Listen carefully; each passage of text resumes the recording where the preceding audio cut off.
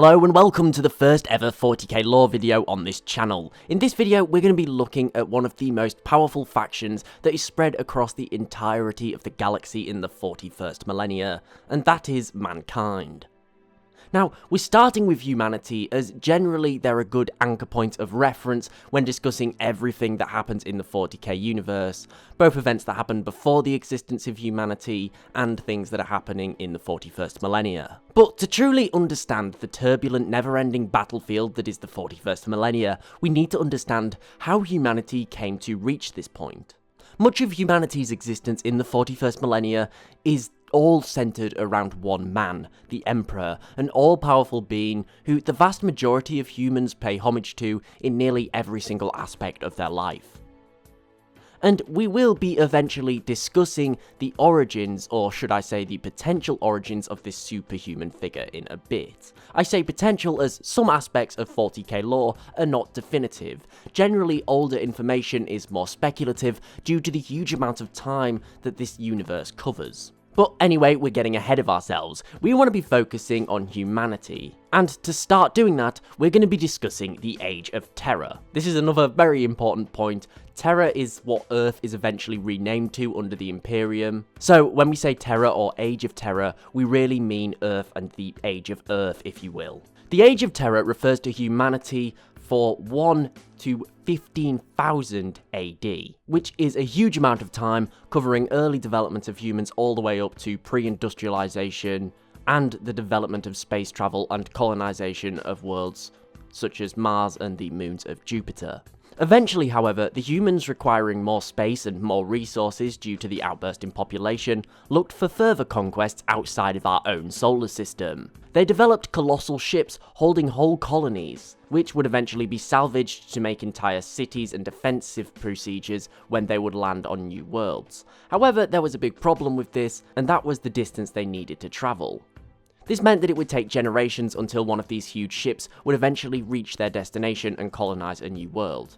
It also meant that communication and trade between different colonies was basically impossible. The sheer amount of distance required between one colony and, say, Terra was too far for them to ever be able to move, because it could be taking hundreds of years to reach one another. Now, it's also important to note that in this period, humanity discovers the existence of the warp. Now, the warp is a key theme in 40k. It's essentially another dimension made up of psychic energy. However, it somewhat underlines with our own four-dimensional real galaxy, meaning that something that happens in one can affect the other. It is quite confusing, and needless to say, humanity did not understand it at first. It had just knew that it existed.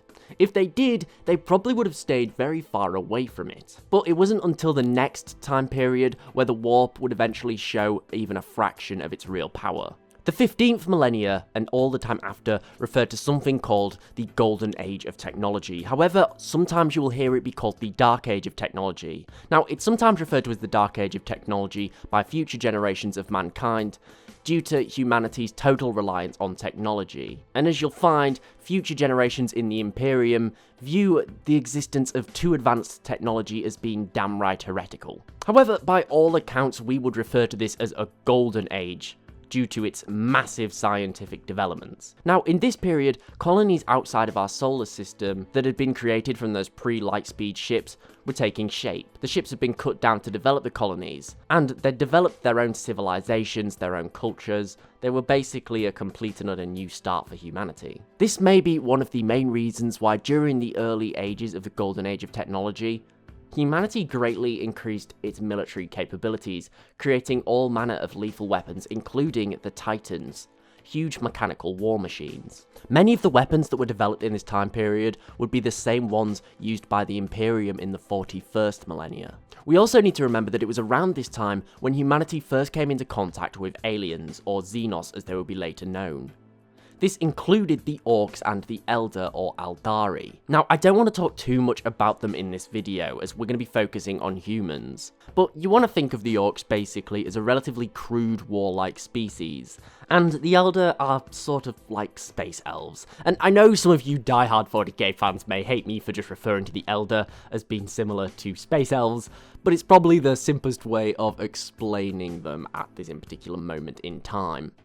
Regardless, these two species were both incredibly powerful at this time period. However, just to tell you how powerful mankind was, both of them signed non-aggression pacts with the human race. And when you compare this to the 41st millennia, where these three races are always continuously fighting one another, it seems insane that humanity was that strong that the Eldar and the Orcs would never even attack them. Now, by this point, humanity's understanding of technology was limitless, and they began to experiment more on the existence of the warp, and this brought in a powerful new class of human, the Navigators, who possess something that was referred to as the Navigator gene.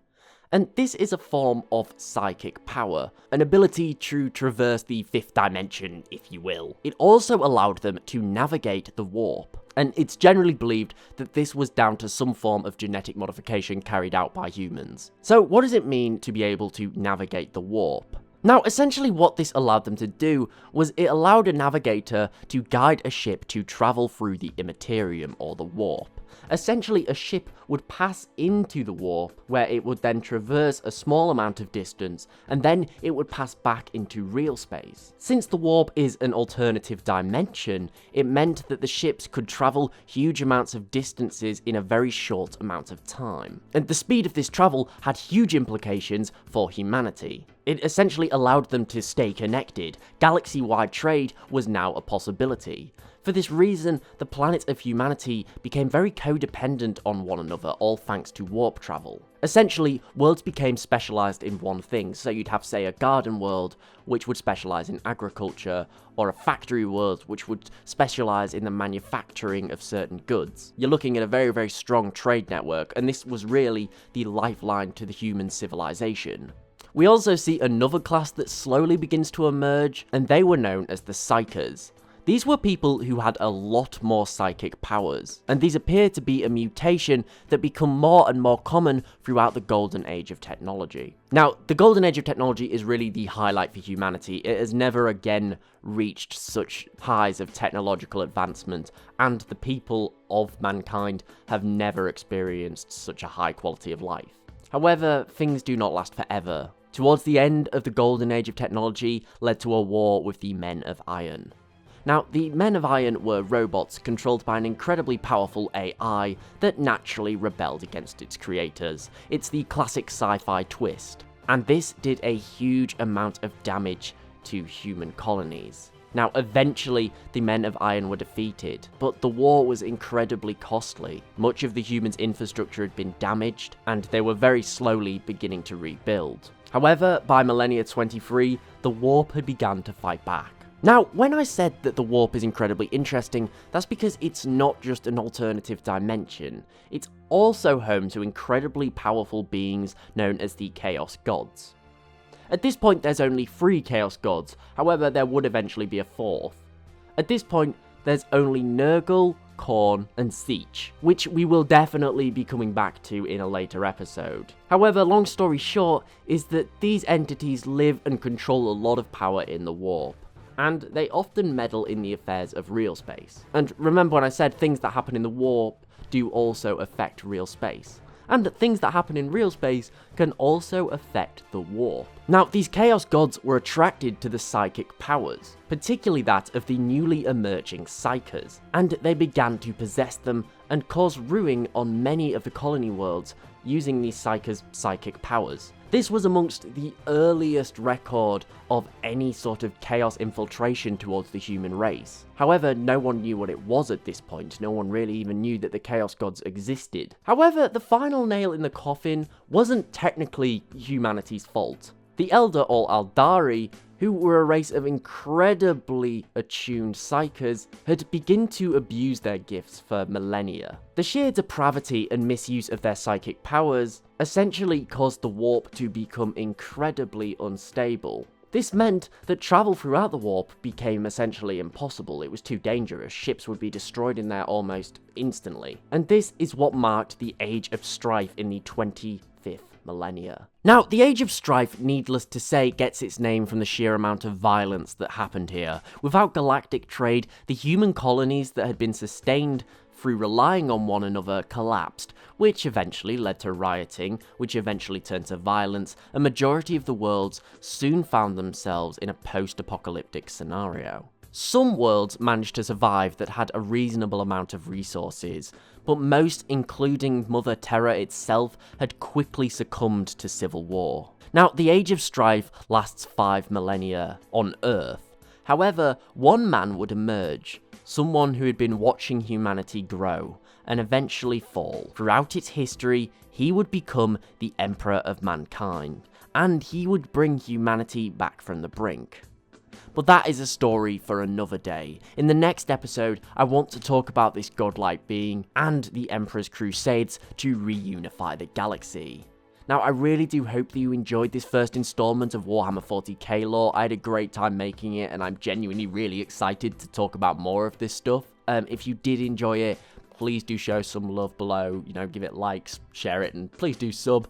And let me know in the comments, because it means a lot and it is helping the channel grow, and hopefully we can make this series regular and I can continue to get more videos out about it. But most importantly, thank you so much for watching. I do hope that you enjoyed. Don't forget to follow me on Twitter @TheLoreGuy, and I'll see you next time.